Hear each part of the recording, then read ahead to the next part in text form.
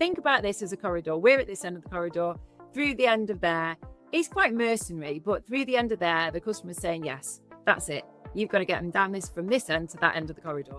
And along the way, there's all these doors and they might escape out of a door. And it sounds, when I explain it to people who are not in a sales environment, they go, oh my God, you're trying to keep them in and not let them. I'm like, no, that's not the point. But the person that's buying, especially if you're working with teams where the customer is coming to them, so it's not a cold call, they are interested in what you are selling because they're telling you that they are, because they've made the inquiry in the first place. So we've just got to get them from one end of the corridor to the other, and we walk them down there in a calm and friendly way. So we are helping them. You're listening to the Sales Today podcast, and I'm your host, Fred Copestake. On this podcast, we explore how sales professionals can develop a modern approach to winning business, the application of virtual selling techniques, how to create meaningful business relationships, and much more. Why not take our free collaborative selling scorecard to see how your sales approach suits today's environment? You'll find a link in the show notes. And welcome to the Sales Today podcast, where I'm delighted to be joined by Anna Bates. Anna is a sales trainer and coach. So Anna, welcome. Thank you. Specifically, more practically, you tend to double down into selling on the phone. Am I right? Yes. Yeah, I do. And why? You started to tell me before we hit record. I went, whoa, let's hold on. It's worth explaining this because it's a pretty good reason I like it. Well, it's what I fell into, first of all. I flunked my A-levels, didn't go to university, and got a job. And that job happened to be in telesales. And I remember distinctly my first day because I was really terrified of picking up the phone, and I didn't know what I was doing, and I was shaking and nervous and and that was quite abnormal for me because I was reasonably confident. I've been working for my dad since I was 13, 14, so used to dealing with people face to face, and then just terrified of picking up the phone. So I then just discovered I could do it, and it just came quite naturally, building relationships. And what I have noticed over the 25 plus years that I've been running my own business since then, is that actually it's the thing that people are really nervous about, making phone calls, holding conversations on the phone, because they seem to just go to pot on the phone. So, somebody who can quite easily go and talk to somebody face to face, give them a telephone, and all of a sudden they don't know what to do. They don't know how to articulate themselves, she says, struggling to articulate herself. Don't go on. I often forget that word, and people think I'm trying to be funny. And it's like, no, I just can't remember it. I know. And I think I find it so easy to do that for a very long time, actually, I didn't realize that other people couldn't do this. And it was when I owned my Water Babies franchise, which I bought a Water Babies franchise when I was 26. I got a 9-month-old baby, and people were saying to me, oh, you're going to teach babies to swim? What kind of ridiculousness is that? And I was like, well, yeah, it sounds like a great idea to me. And because I came from a sales background, telesales and field sales by this point, so I was doing field sales prior to doing that, to buy my franchise, it just made sense. And other franchisees used to come to me and go, how are you getting these numbers? How are you booking these clients on? And so about 12 years ago now, I wrote a telesales training course for Water Babies franchisees specifically. And that one-day course that I wrote for it was what I'd been training my staff on anyway over the years, but that forms the bare bones of what is now my 6-month package, which, I'm so proud of it. And I really, genuinely, it just makes me happy because I know where it came from. I think quite a lot of stuff does develop like that. I mean, if I sort of look back at what I'm talking about now, it will have its roots back into the very first training or sort of professional training job I had 20 also something years ago. Yes, bits have developed, but some bits are consistent. Many of the principles sit in the centre still there, aren't they? Yeah. Just go back to this nervousness though. Yeah. I mean, you sort of said, so they don't know what to say, they don't know how to articulate it. Do you think there's other stuff going on which is just making otherwise perfectly competent confident people 100%. just suddenly go to pot, like puts me in the hand, like, "Ooh." Yeah, 100%. I mean, some of it is just across the board with sales. So it's people's nervousness about, I don't want to appear pushy. I mean, the very first thing, and actually, I think this is what prompted our conversation today initially, was that post that I put on LinkedIn about people believing that they're not salespeople because they don't want to be salespeople, because in their head, a salesman or a salesperson is a salesman trying to sell them a car in a suit with slick back hair and a briefcase, and they don't want to be that person. And so, and this is why when you said, what do I, am I a sales trainer or an item a coach as well? Because this is the coaching element that underpins everything, is the mindset work around, actually, before we start to do any training, before we look at sales processes, or how do we open a call, how do we, all of the rest of it, let's just get the fundamentals straight about who are we, what are we, and is it okay? Let's give ourselves some permission to be a salesperson and acknowledge that that doesn't mean that we're pushy and arrogant and all of those other words that always come out 90% of the time that people say, They do, because people go to the worst example they can think of. You said used cars, windows, that one that's there. But we hang around in the world of sales, and we know that actually most people are not like that. They understand what sales is. I sold windows. I sold windows and doors when I was 20 whatever, and I had 4 jobs, and one of them in the evening, Tuesdays and Thursdays, was selling, we're making appointments to sell windows and doors to people who had already bought from the company before, so they didn't need any windows and doors. So I was that annoying person that phoned and went, would you like your fascias or your soffits or your windows or your door? You can kind of send someone round. And I was really good at it because I just held a conversation. I wasn't trying to sell, I was holding a conversation. So going back to the kind of root of that question, which was what actually happens, is people make an assumption about what they're going to do before they pick up the phone. I'm going to panic, and then I won't know what to say, and I can't see them, so they can't see me, and I've got to get everything out all in one go. They also make an assumption about what the other person at the other end of the phone is doing, because we don't know what's going on for the person at the other end of the phone. We don't know whether they are in the middle of a VAT return and actually welcome the distraction, or in the middle of a VAT return and need to concentrate. We don't know that, so we shouldn't assume that. So the bit that throws a lot of people is that pre-thought before they even pick up the phone. What can I do just to calm my mind, settle myself down? Let's take a deep breath and go into this call with no expectation, just it's going to be okay. All I'm going to do is hold a conversation. And then we can go through the stages of the call, and then we get to post call as well, which, equally it can be as detrimental to the rest of your day as the pre-call. Yeah, you can. I mean, what we're talking about, that there's a real shame, I think, and there's people in that group who are like, no, I'm not a salesperson. I don't want sales training. Don't tell me. You will turn me into that person. And so they will push away. They will not take any advice, any kind of input on this at all. And then sometimes they have to sell. Everyone lives by selling something. Yeah. And what happens is they will start to use the behaviors that are actually quite salesy and pushy. Yeah. Not as bad as perhaps the ones they've seen, which are pure manipulating, but you're just doing stuff like talking about yourself, and then trying to force in your product, your thing, that actually is quite repellent. And they would probably hate the thought that that is how they're coming across, but because they've never taken any advice on, that's not what real salespeople do, No. Well, it's with anything that we do, we base it, or subconsciously, so not necessarily consciously, because if you're conscious about it, then you can choose not to. But this ladder of inference tells us, doesn't it, that our behaviors are learned, and our behaviors are learned by experience. And so there's a loop of learning that goes on, and actually you've got to step out of that to go, right, what am I missing? What am I not taking notice of here? And this is my frustration, actually, with a lot of sales directors, if I'm really honest, in that they kind of go, well, but of course they can talk on the phone. We can get any old person on the phone, and they should just be able to do it. And you go, well, that doesn't work. So let's give them a helping hand. And if you invest in your team, then they will be able to do it. Do you also work with non-salespeople? So, kind of whole selling to non-sales, or is it like, no, it is a professional sales team. That is their job. They're inside sales. They have been signed up. They know that they are supposed to be doing this.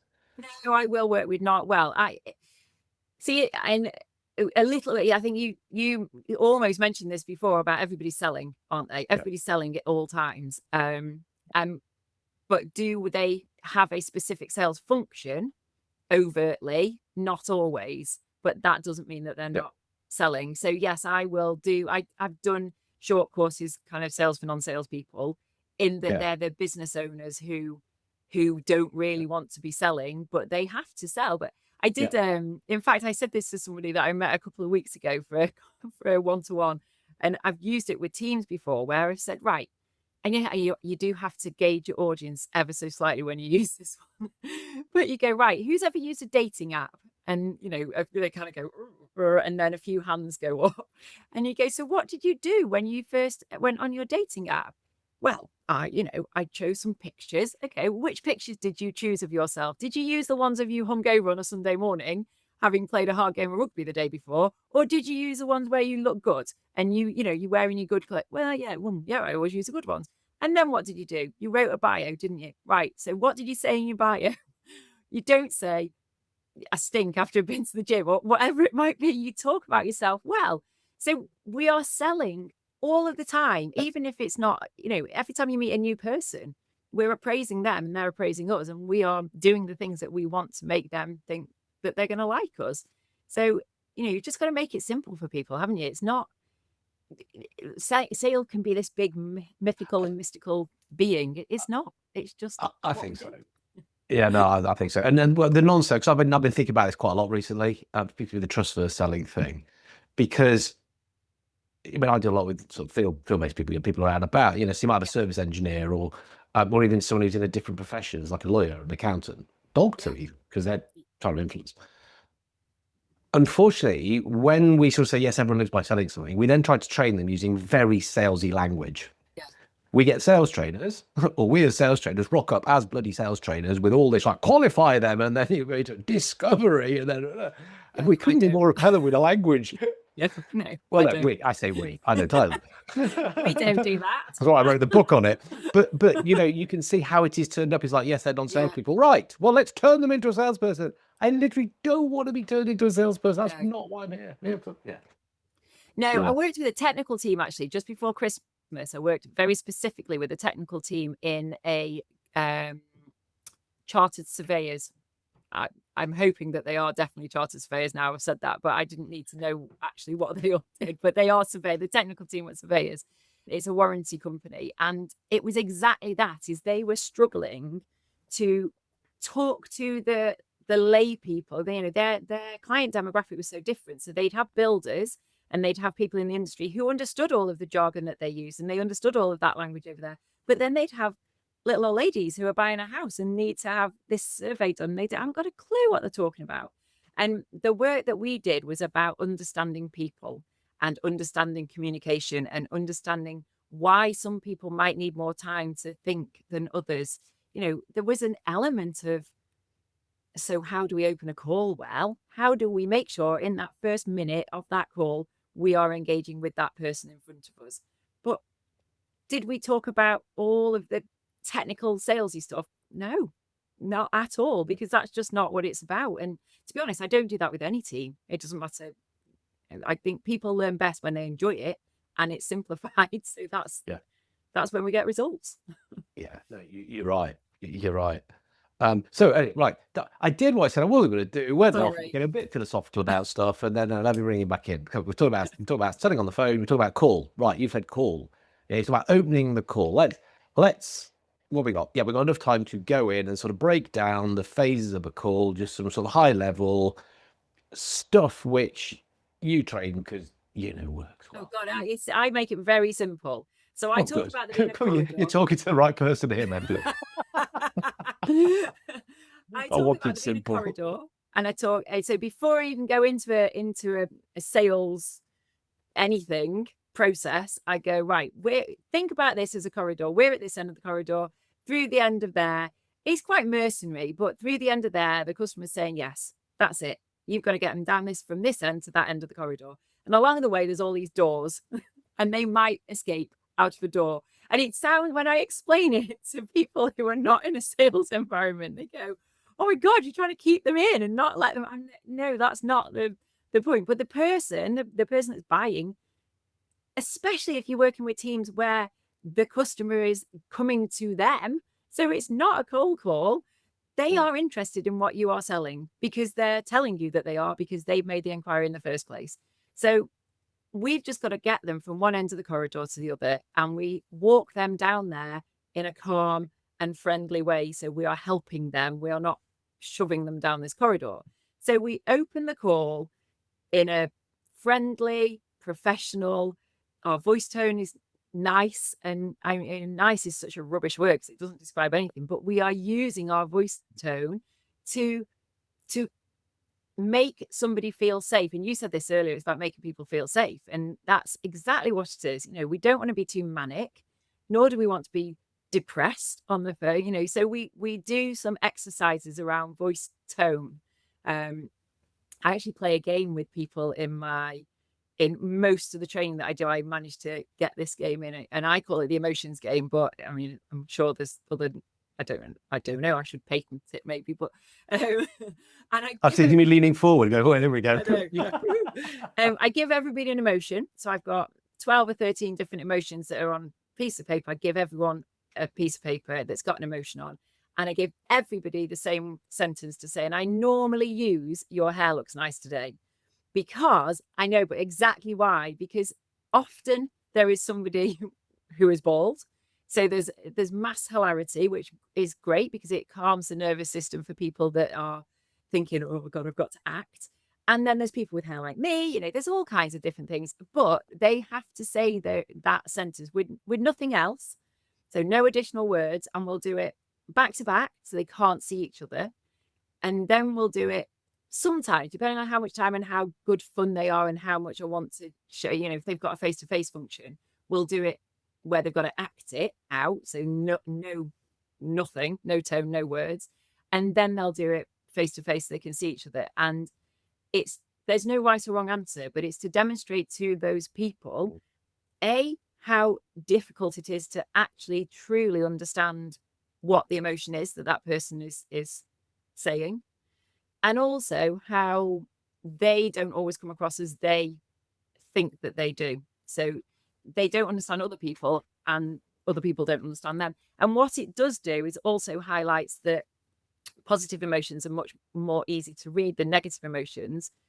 So for teams who might have a customer service function or an account management team um, or leadership, when we're doing leadership work, we use this as well, because if you've got somebody that's rocking up for an appraisal and they're nervous or anxious, and you perceive that to be, or somebody actually said in one of my sessions to the lady who was with you, went, "Oh my God, you're such a bitch." And she went, "Oh, I had anxious." I said, "Well, that's interesting, isn't it?" So next time somebody comes and they're anxious about their appraisal to you, and you think that, and so it really demonstrates the importance of using your voice tone wisely throughout your call. And so it gives us a basis to be able to play with it then as we're going through the sales process. So Play with it. I like that because you said, you said nice, and I really went back. My English teacher, primary school, said nice is such a wee word. yeah, You it can is. pick any other adjective in the whole of the English language. You don't use nice. I know. but but actually, what you're saying but is get it nice. but calm, you want to be calm and you want to be professional, but you don't want to be too professional because you don't want to be stilted. And Yep. you know there's all kinds of stuff, isn't there? And on the phone, people have this awful habit of picking up the phone whilst they're taking a sip of coffee or eating a sandwich, or don't do that. Yeah. Yeah. Or the one you said, which was manic. So I was talking to a group the other day, and there was a couple that spring to mind, and they were great. I'm gonna say kids. Everyone's kids now for me. But they were so enthusiastic, yeah, Yeah, which is great. You need that energy. It's a tiring. It's a job that can sap you. But when they were coming across, they were coming across as so bouncy, just like a little bit kind of too much. really. Yeah, And it was, I felt terrible, felt horrible giving the advice, saying, tone it down a bit, dial yeah, the energy down. It's kind of counterintuitive. They're like, really? It's like, yeah. because you want to come across as just slower, because they're talking very fast. Yeah. Pot kettle, yes. So yeah, they just needed to dial that down a bit.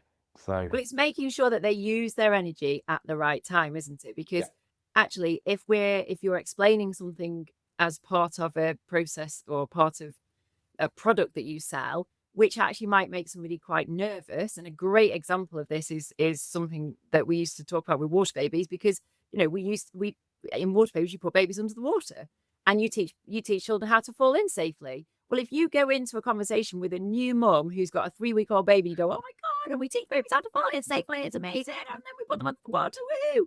The mum's gonna absolutely like, she's going to run a mile. So using your voice tone to help dictate the cadence of the call, really, that is, that undulation of excitement, because you want them to go on an emotional journey with you. Because when people feel it, that's when they're engaged with you, and that's so you can be really excited about, oh my word, look, this is going to save you so much money.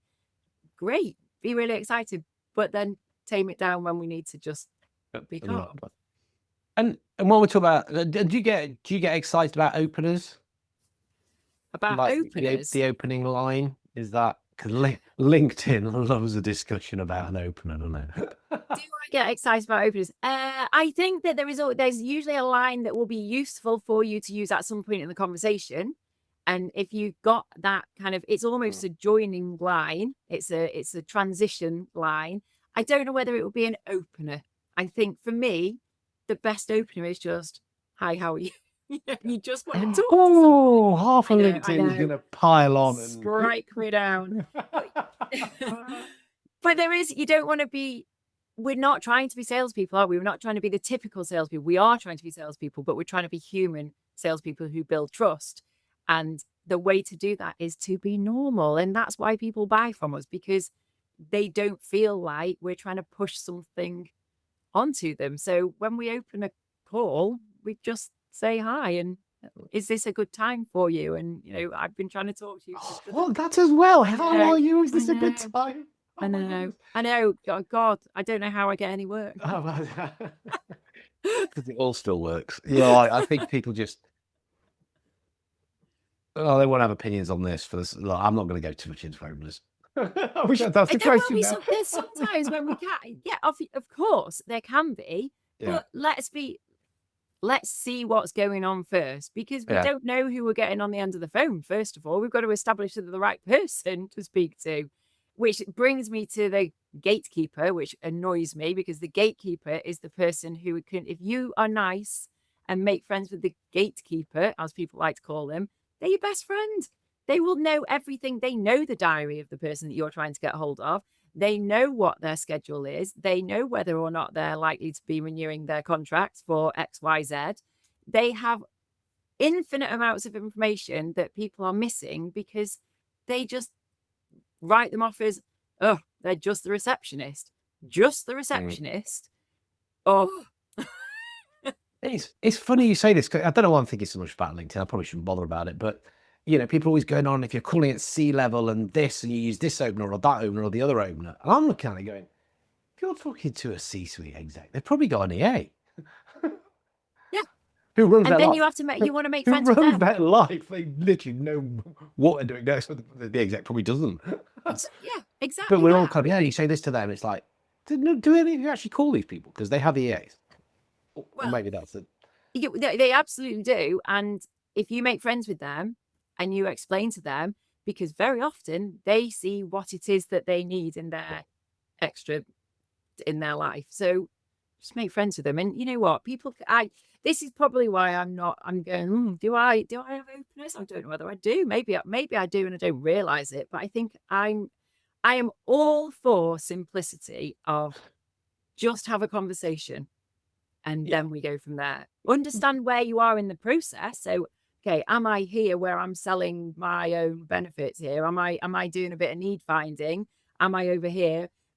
Have I just heard a buying signal? So am I going to try a close? And if I'm closing and they're not doing that, am I going to loop back and ask some more questions and then find out, so understand that simple process so that I can maneuver from one to another with intention.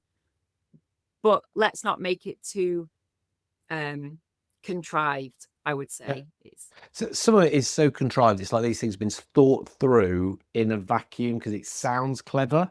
yeah, And maybe you can relate it back to some kind of pseudoscience that says, well, this is why it'll work, but does it? Yeah. I don't mind a structure. I quite like giving people structure and saying, look, if you're uncertain, if you're a bit nervous, say this. You get that response more than likely. Say this, you get that response more likely. Say this, yes, and you can learn that and you can rep it out. yeah. Yeah, again and again and again till it becomes so natural. I mean, to be fair, all you're doing is what a top actor would do because they learn lines. I 100% agree. So you give people specific stuff that they can say, but then also give them the ability to talk around that as well, because that's when they're natural. Because otherwise, you sound like battery hens on the. Yeah. So there's your kind of there's the line which will work there, but then that's going to happen. You could say that, but I mean, they're the skills to come Yes. around it. So you ask a question now rather than this is the question you ask. This is how you ask questions. Yes. So you can Yeah. go into this selection of stuff, and you'll find the ones which work best, and you'll end up with your own little. Actually, I've only got 4 that I ask at that stage because they always go really well. But I know how to and give the ability around that. Yeah. Yeah. Owner into the middle, conversation, using questions, um, close again, or just well, no, it Yeah. falls into place, right? It's just another Yeah. type of No, I question, isn't definitely it? I teach people how to close because people just don't close. Right. So now It's, you're going to give them a get to here, say this. well, hear this, say this. Okay. Yeah. So Okay. not get to hear, because I am a firm believer that you might hear a buying signal. So it's what does a buying signal sound like?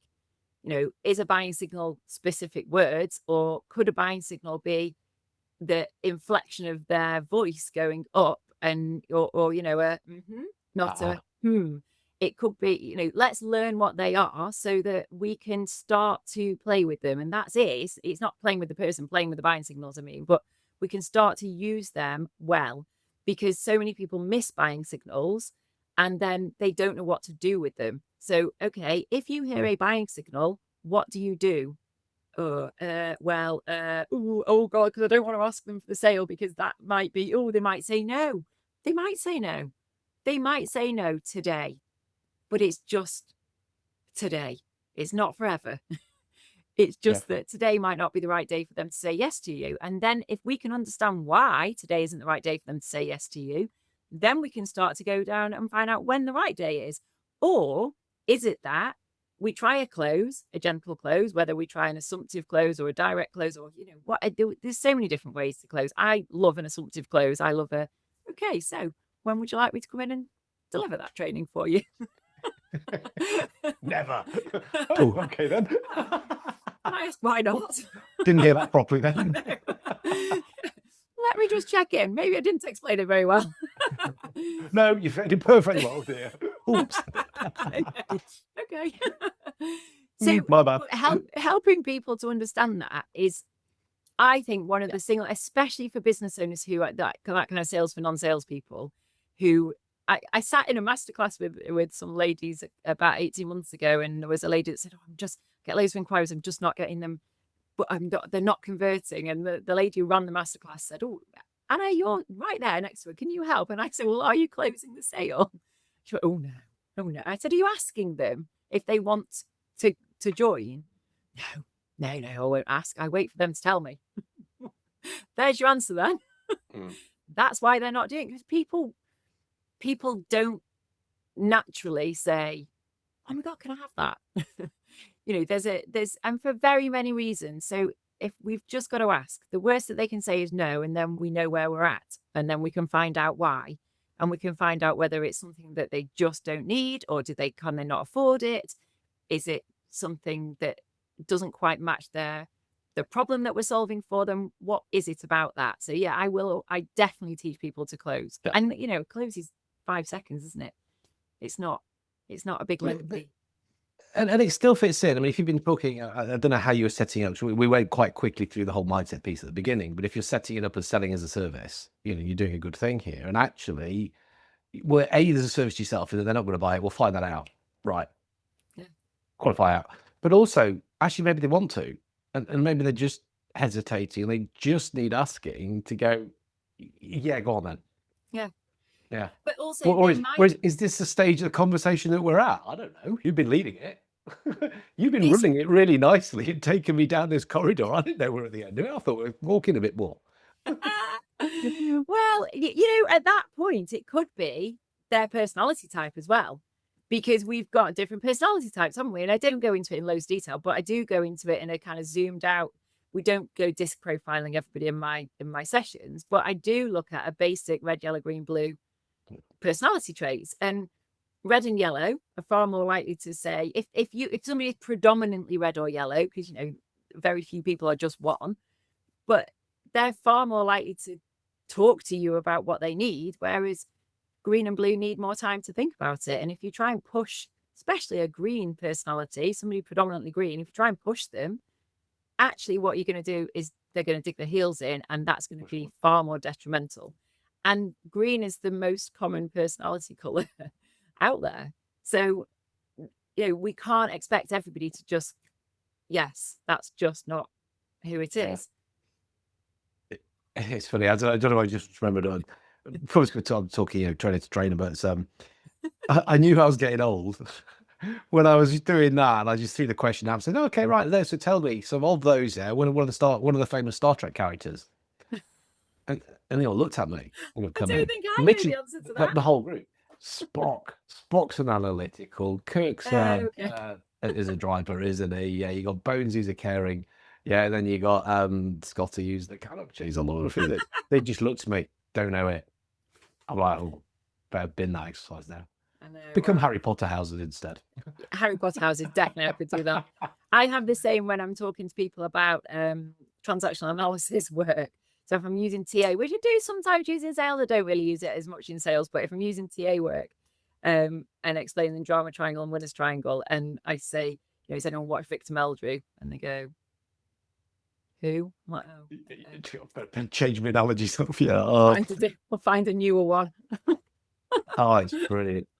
Time's flown. Time has flown. I've got a little eye on clock there. So we did a little bit of philosophy on the world of selling. We talked a little bit about opening, or not necessarily the opener, but opening.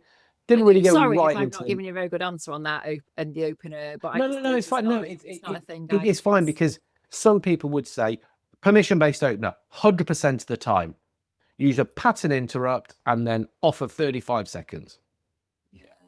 Okay. And they're very strongly opinionated around that. Other people, no, I prefer to get the word out. Hi, I wonder if you can help me. Might not be relevant to you. But different people got different things. I just find it fascinating how strongly opinionated people are around that, to be fair. I'm not actually, weirdly, because I'm quite opinionated about lots of things, but am I missing an opinion? Can I have another one? Can I have another little Wait, let me go and find one. Next time we speak. Oh no, I've got a new one. But so we talked about philosophy, we talked about opening, a little bit about the middle. I mean, you alluded to questions. Questions is a whole different episode. Yeah, I mean, questions. You've just got to you have to find out what's going on for them, don't you? You've also got to have done your pre-work, so you've got to understand your client demographic, because different people will have different requirements, and I always find rapport building is far easier if you have an idea, an inkling of what might be going on in their world at the moment. We don't always get it right, but if we've got an idea, if it depends whether you're selling B2B or B2C as well. If you're selling B2B and you're selling to a production manager and you know what kind of workforce they've got and you know what their days like to be like, then you can I used to sell industrial strength maintenance products to greenkeepers. One of the people were greenkeepers. I knew what was going on in their day. I knew what they needed to do. I understood what their world was. So I could ask them, when was the last time you hosed down the whatever room? And, do you need some aqualube to plug up your sockets and all of that malarkey? Because I understood what was going on for them. So you've got to have done that, because then you can do your need find really well, because you already know some of their problems. Then you've got to sell your benefits of what you're, I'll explain the product that I've got. I think one of the things I'd say more and more, all the time now, is that that questioning phase, the discovery, if you would call it that, but using the questions are not just for you. So when I first started selling, when I first started training, even the questions were for you to build up the picture so that you could write stuff down and go, well, I got a really good solution for you. Your lucky day. It's now, no, the question's to help the other party think. You're there as a sense maker. You're there to give them clarity. And actually, that can be as valuable as anything else. Yeah. But on this phone call, you're like, oh, wow, I never thought of it like that. Oh, really cool. You opened my eyes to something. That, I actually think is better selling. But also for people who might be feeling a little bit reticent to it, that should make it more attractive. That's sales and service again. Yeah. And Yeah. that is understanding their world, isn't it? Because if you're selling to somebody who is buying, I don't know what, 20 pairs of work boots, and you go, well, actually, did you know that, or are you, have you got workers to work outside and we're about to have a deep freeze, or, or we're, as we are now, and they're all out in the sun, do you provide their sunscreen as well? That question isn't there because fine, you either do or you don't, but you want them to be thinking about, oh crap, actually I need to get sunscreen. That's a great idea. No, actually we don't, but maybe we should. Okay, well look, we can do this and so they just give you avenues, don't they? You're going down your corridor still, but it gives you options to talk about the things that you want to talk about, and it stops them from hopping out of the door. Well, and that they want to talk about because they're interested in it, and everyone's favorite subject themselves, isn't it? So, we could carry on wandering down this corridor, but as I say, got like a little eye on the clock. So where is the best place if people have kind of heard you talk about this thing? Oh, yeah, like this. Where's the best place for them to get in touch with you? I'm quite active on LinkedIn. So somebody said to me a couple of years ago that my LinkedIn was rubbish. So I decided I was going to try and sort it out. And I'm doing okay now because people go, I see you all the time, but still got work to do on that. It's not great, but so yeah, on LinkedIn or on my website. My website is room11coaching.co.uk, but it does need a bit of an update. So don't judge me on my website. Well, by the time, we'll put the link to both of those in the show notes. People can find those and click straight through. Get in touch. That would be my preference, is for them to just pick up the phone and have a conversation with me, because that is. We can put your phone number in the show notes if you want. Put that in. I'm more than happy. I put it all over the place. All right, fire that across, and we'll put it. Tell me what it is. Tell me what it is. Go on, talk it out.